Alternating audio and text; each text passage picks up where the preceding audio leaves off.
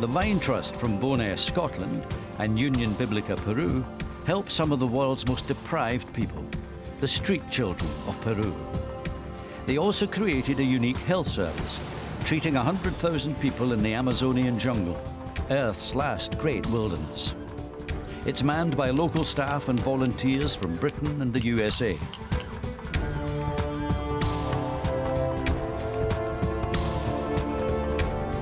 But after 5 grueling years of relentless toil, the Amazon Hope needed urgent maintenance.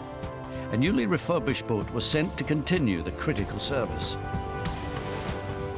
After 11 tortuous weeks, delayed by heavy seas, powerful currents, uncharted sandbanks and more, the Amazon Hope 2 finally reached its destination, the jungle city of Iquitos in Peru.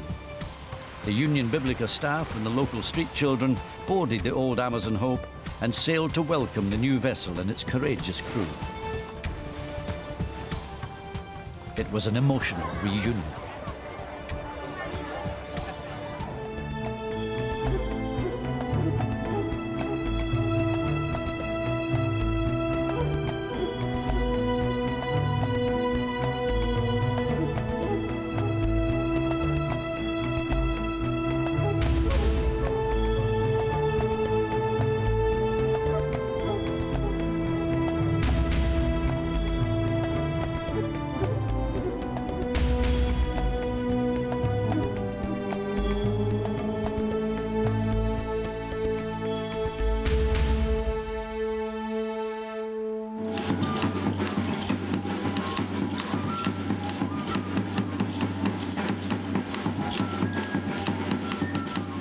For the crew of the Amazon Hope 2, it's a joyous celebration after such a demanding trip.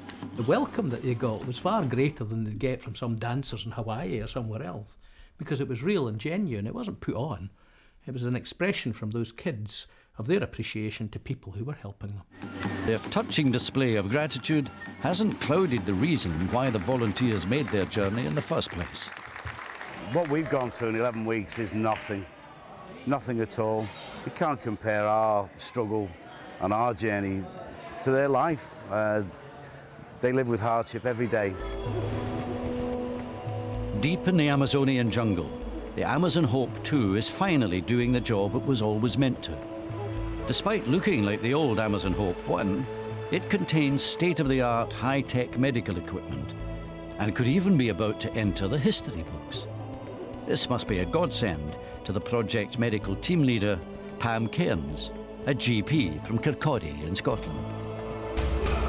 It's absolutely fantastic to be here with this boat and to finally come up the river and to see the boat with patients on it, to see the pharmacy with medicines in it, to see the doctors working on it. It's just, for me, fantastic.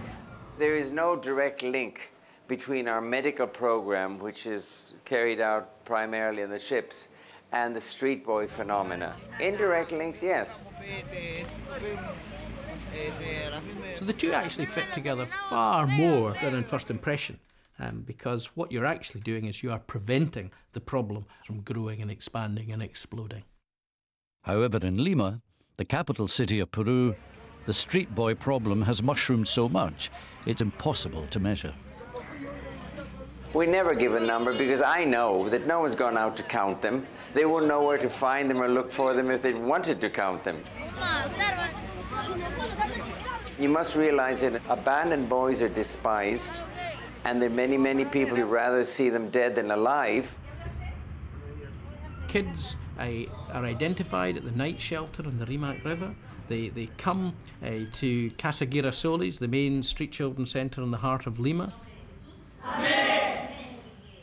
When they've displayed the social maturity to be able to cope living in a more structured environment, then the opportunity for them to go and live in one of the other street children's homes is offered.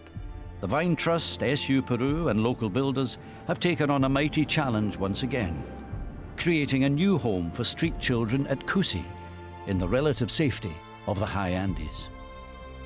Adapting to high altitude is necessary for UK volunteers involved in heavy construction work being carried out in the thinner air at 8,500 feet. But Willie's enthusiasm is limitless. and shortage of breath is no drawback when it comes to his passion for this project. Welcome to Cusey, just below the great Mount Huascaran, the highest mountain in Peru, and to the site of our Street Children's Village, which I started in the summer of 2003. And what you see behind me has been entirely funded with funds from work teams from the United Kingdom and from the United States. A work party from Scotland has arrived in Cusey. The team leader is 24-year-old Callum Monroe from Inverness. We're high up in the Peruvian Andes at the moment. We're about 2,700 metres up. And if I sound a bit breathless, it's because I've just finished working. You can see we're surrounded by mountains on all sides. Over there we have the Cordillera Negra, or the Black Mountains, and then on the other side of the valley we have Huascaran and the Cordillera Blanca, or the White Mountains. They're all snow-capped. And it's just an absolutely stunning setting. We've come over from the UK with a group of about 20 people from all walks of life back home, come here to help build a street children's centre. Homes for street kids are springing up all over the country, from the high Andes Mountains to sea level on the edge of the Atacama Desert, one of the world's most arid. Here we are, we're in Ica, one of the driest cities in Peru. It's almost like an extension of the Atacama Desert. There's some little bungalows over there that will produce a little bit of income, a little bit of revenue, which will help to run the Street Children's Centre. So hey, an oasis in the desert, that's what it's all about. Get the kids off the street. Little did the Vine Trust realise just how desperately vital that oasis in the desert would become. But in the meantime, an unexpected opportunity to increase international attention is about to present itself. It turned out that there was a possibility that the Princess Royal was going to be visiting Peru, and the British Embassy was trying to piece together possible projects for her to visit. And so the invitation was extended via the British ambassador, and it was put into the programme. What we didn't appreciate was that she was coming 6 weeks to the day after we had cut Amazon Hope 1 into 2 parts. When I had been contacting her office, it was about her coming in 2008, not in 2007. Now that, to put it mildly, is quite a challenge for the local shipyard in Iquitos. The Princess Royal arrives soon, and there's mountains of work still to be done on the newly extended Amazon Hope 1, still in dry dock.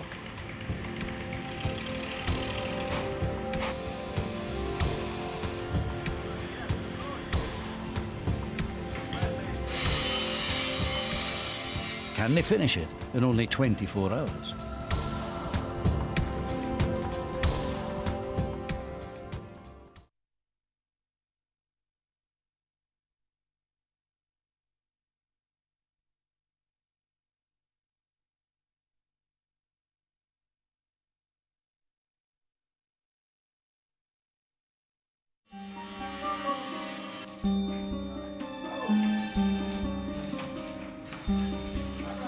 The work continues through the night.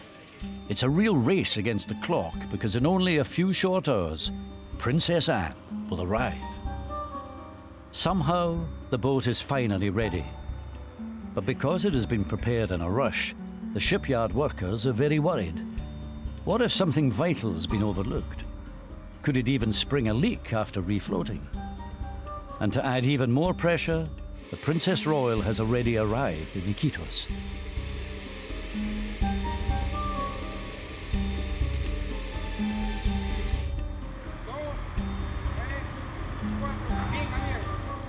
The refloat progresses with caution. The moment of truth has arrived. Job done. At last, the team can breathe again. Willie and Paul Clark welcome the good news. At the same time, they also hear that the princess is already on her way to the Street Children's Centre.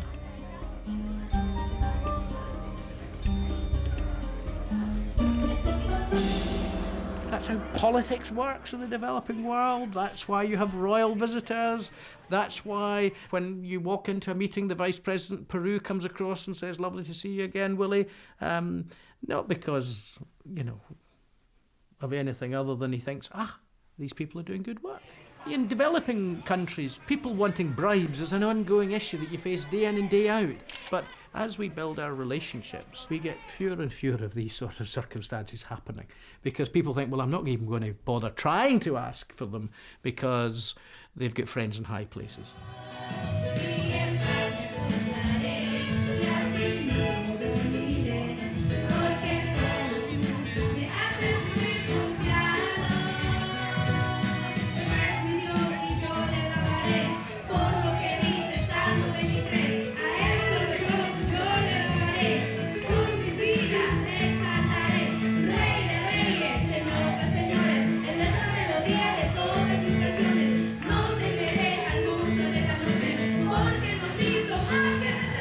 Princess Anne can relax and enjoy the performances of the street children. But Willie and Paul have to stay one step ahead of the game. The Amazon Hope too is berthed further downriver, all set to make history on the Amazon. The Princess Royal has already been on board the Amazon Hope 2 back in the UK, but this is the first time she's visited the vessel here. She's introduced to the local Union Biblica team and also ER Dr. Dan Jones from the United States.